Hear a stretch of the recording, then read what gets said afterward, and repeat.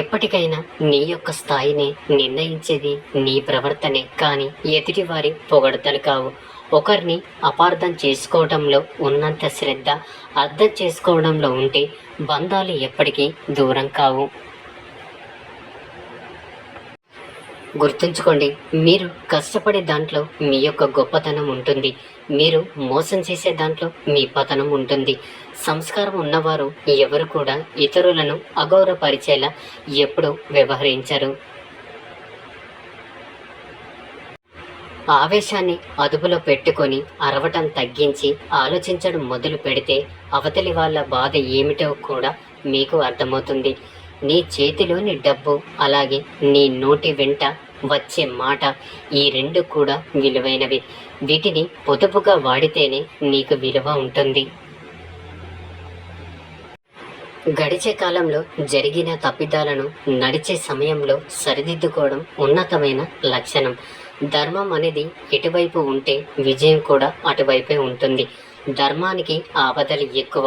అడుగడుగున ఎన్ని కష్టాలు ఎదురైనా అంతిమంగా ధర్మమే గెలుస్తుంది. గొడ్డలితో నరికిన చెట్టు మళ్ళీ చిగురిస్తుంది, కానీ మాటలతో నరికిన మనసు మాత్రం ఎప్పటికీ చిగురించదు. మనం చేసే పనిలో ప్రతిసారి సంతోషం లభించకపోవచ్చు, కానీ పని అనేది లేకపోతే అసలు సంతోషం అనేది ఉండదు.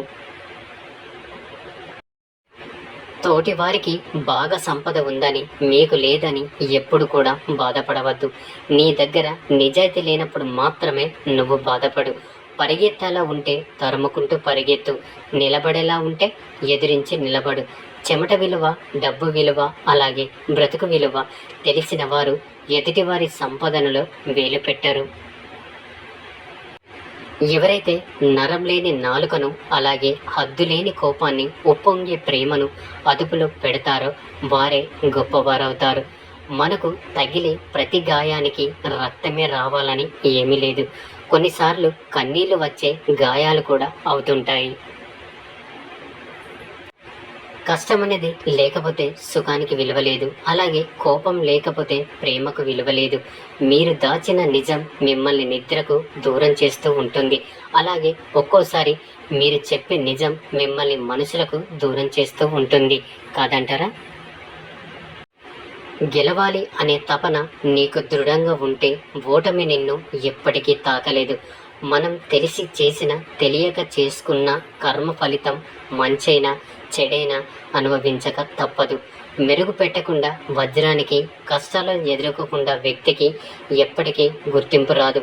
ఒకవేళ వచ్చినా కూడా అది ఎంతో కాలం నిలవదు. బాగా గుర్తుపెట్టుకోండి, ఒకరి దగ్గర భిక్షాటన చేసినా పర్వాలేదు, ఒకరిని అన్యాయం అలాగే మోసం మాత్రం ఎప్పటికీ చెయ్యకు.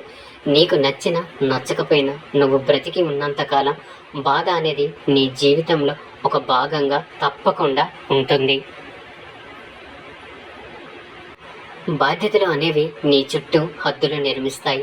మితిమీరిన హద్దులు నీ జీవితంలో నిజమైన ఆనందానికి సంకెళ్ళు వేసి బంధిస్తూ ఉంటాయి. ఒక పుస్తకంలో గొప్పతనం అందులో ఉండే విషయం మీద ఆధారపడదు, అది నీకు అందించే ఆలోచన మీదే ఆధారపడి ఉంటుంది. నీ యొక్క తెలివిని ఎంత పెంచుకుంటే నీ విలువ కూడా అంత పెరుగుతుంది. నీ గర్వాన్ని ఎంత తగ్గించుకుంటే నీకు అంత మనశ్శాంతి దక్కుతుంది. కొన్నిసార్లు ఎన్ని పుస్తకాలు చదివినా రాని స్పష్టత కొందరితో ఒక్కసారి జరిగే సంభాషణతో వస్తుంది. భోజనం రుచిగా లేదని ఫిర్యాదు చేసే ముందు తినడానికి ఏమీ లేని పేదవారి గురించి ఒక్కసారి ఆలోచించండి. ఎలాగైతే దెబ్బతిన్న పులి అవకాశం కోసం ఎదురు చూస్తూ ఉంటుందో, అలాగే ఓటమి చెందిన వ్యక్తి కూడా కసితో లక్ష్యాన్ని సాధించుకోవాలి. ఒకరిని విమర్శించే ముందు మీరు సరిగ్గా ఉన్నారో లేదో చూసుకోవడం చాలా ముఖ్యం. ఎందుకంటే మీరు ఒకరిని విమర్శిస్తే మిమ్మల్ని విమర్శించేవారు 100 మంది ఉంటారు. గడిచిపోయిన నిన్నటి కంటే, తెలియని రేపటి కంటే గడుపుతున్న ఈరోజు ఎంతో విలువైంది. మీ యొక్క రహస్యాలను ఎప్పుడు కూడా ఎవరికి చెప్పవద్దు, ఎందుకంటే అదే మిమ్మల్ని నాశనం చేస్తుంది. మీ వద్ద ఉన్నంతసేపు అది రహస్యంగా ఉంటుంది. ఎప్పుడైతే ఇతరుల చెవిలో పడుతుందో అది హాస్యంగా మారుతుంది. నీరు లేని బావి దగ్గరికి, అలాగే డబ్బు లేని వ్యక్తి దగ్గరికి ఎవరు రారు. ఆకులు రాలిన చెట్టుని, అవసరం తీరాక మనిషిని ఎవరు పట్టించుకోరు. ఒకరితో మరొకరిని ఎప్పుడూ పోల్చకూడదు. ఎందుకంటే సింహం ఎప్పటికీ శునకంలా విశ్వాసం చూపలేదు. అలాగే శునకం కూడా ఎప్పటికీ అడవికి రాజు కాలేదు. కానీ ఎవరి స్థానంలో వారు ఎంతో గొప్పవారు. అర్థమైందనుకుంటా. మీరు సహాయం చేసేటప్పుడు కలిగే ఆనందం కన్నా మోసం చేసినప్పుడు కలిగే బాధే మనిషికి ఎక్కువ కాలం గుర్తుంటుంది. పైకేమో దీవెనలు, లోపల శాపనార్థాలు. పైకి ప్రేమలు, లోపల ద్వేషాలు. పైకేమో మనిషితత్వం, లోపల రాక్షసత్వం. పైకేమో నిజాయితీ, లోపల నటన. ఇదే నేటి సమాజం కాదంటారా? మనం జీవితంలో దేన్ని ఆశపడకూడదు. మన తలరాతలో ఏముంటే అదే నడుస్తుంది. అబద్ధానికి అభిమానులు ఎక్కువ, నిజానికి శత్రువులు ఎక్కువ. డబ్బులు ఉన్నన్ని రోజులు కొందరికి కళ్ళు నెత్తి మీదే ఉంటాయి. అప్పుడు మనం వాళ్లకు కనిపించము. కానీ ఏదో ఒక రోజు కాలం వారి కళ్ళను తప్పకుండా దించేస్తుంది.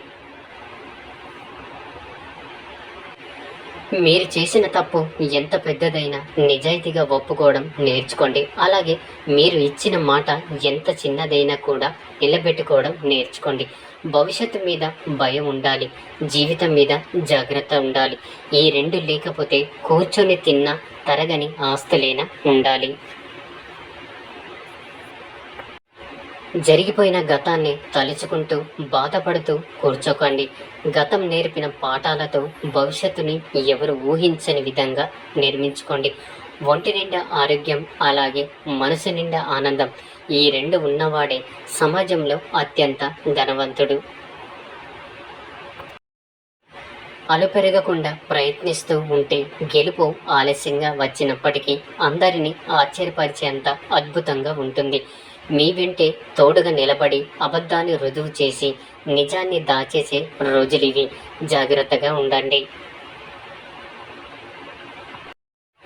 నిజాయితీ ఉన్న చోట మొండితనం కూడా ఎక్కువగానే ఉంటుంది. అలాగే విధేయత ఉన్న చోట మంచి ప్రవర్తన ఉంటుంది. ప్రేమ ఎక్కువగా ఉన్న చోట కోపం కూడా ఎక్కువగానే ఉంటుంది. ఒకరి కోసం మీ వ్యక్తిత్వాన్ని ఎప్పుడు కూడా మార్చుకోకండి. సింహం కూడా తన స్వభావాన్ని వదిలి పిల్లిగా మారితే శునకాలు కూడా వెంటబడి కరుస్తాయి. జాగ్రత్తగా ఉండండి. నీకు అందమైన తోడు దొరకడం అదృష్టం కాదు, బాధ్యత కలిగిన తోడు దొరకడం నిజమైన అదృష్టం. గెలవగలిగే వాళ్ళు గెలుపు మీద దృష్టి పెడతారు. ఓడిపోయిన వాళ్ళు గెలిచే వాళ్ళ మీద దృష్టి పెడుతూ ఉంటారు. ఏం జరిగినా కూడా నిరాశ చెందకండి. ఎందుకంటే కొన్ని పరిస్థితులు తెలియకుండానే మీకు మేలు చేస్తాయి. యంత్రం విడిపోవడం మొదలైనప్పుడు దాని నుండి అనవసరమైన శబ్దాలు వస్తూ ఉంటాయి. అలాగే ఒక మనిషికి పతనం మొదలైతే అతని నోటి నుంచి అహంకారంతో కూడిన మాటలు వస్తూ ఉంటాయి. మనిషి అందంగా ఉంటే సరిపోదు, మనసు కూడా అందంగానే ఉండాలి. చదువు గొప్పగా ఉంటే సరిపోదు, చక్కటి సంస్కారం కూడా ఉండాలి. మమకారంతో మందలించిన తట్టుకోగలం, కానీ వెటకారంతో పొగిడిన భరించలేము. మాటలతో మమకారం లేకపోయినా పర్వాలేదు, కానీ వెటకారం మాత్రం ఉండకూడదు. అర్థమైందనుకుంటా. భరోసా ఇవ్వని బంధంలో బందీ అవ్వడం కన్నా నమ్మకంతో ఉన్న బంధంలో అతిథిగా మారినా పర్వాలేదు. చెడు మార్గంలో పెద్ద గుంపుతో వెళ్ళడం కంటే మంచి మార్గంలో ఒంటరిగా ప్రయాణించడం మంచిది. పోరాడాలి అనుకుంటే ముందు మీతో మీరు పోరాడండి. గెలవాలి అనుకుంటే మీపై మీరు గెలవండి. మిమ్మల్ని మీరు గెలిస్తే ఈ ప్రపంచాన్ని గెలిచినట్టే అని తెలుసుకోండి. ఒకరిని మోసం చేయగలిగానని సంబరపడి గర్వించకండి. మీ మీద ఉంచిన నమ్మకాన్ని అలాగే గౌరవాన్ని కోల్పోయారని త్వరలోనే తెలుసుకుంటారు. మోసగిస్తూ బ్రతికే బ్రతుకు ఎంతో కాలం నిలవదు. తోటి వారితో పోటీతత్వం ఉండాలి, కానీ వారిని నాశనం చేసే మనస్తత్వం ఉండకూడదు. ఎందుకంటే అది వారికే కాదు, మీకు కూడా చాలా ప్రమాదం. బాధ నుండి పుట్టే ప్రతి మాట చాలా శక్తివంతమైంది. మీ దగ్గర 40 ఏళ్ల వయసులో కూడా డబ్బు లేకపోతే ఇప్పుడు కూడా మీరు దాన్ని సరిచేసుకోవడానికి అవకాశం తప్పకుండా ఉంటుంది. ఎక్కువగా సంపాదించే సామర్థ్యాన్ని వయసు ఎప్పుడు ప్రతిబింబించదు. శ్రీరాముడు అంతటి గొప్పవాడికే హనుమంతుడి అవసరం వచ్చింది. మనుషులం మనమెంత, నాకు ఎవరి అవసరం లేదు అని విర్రవీగకండి.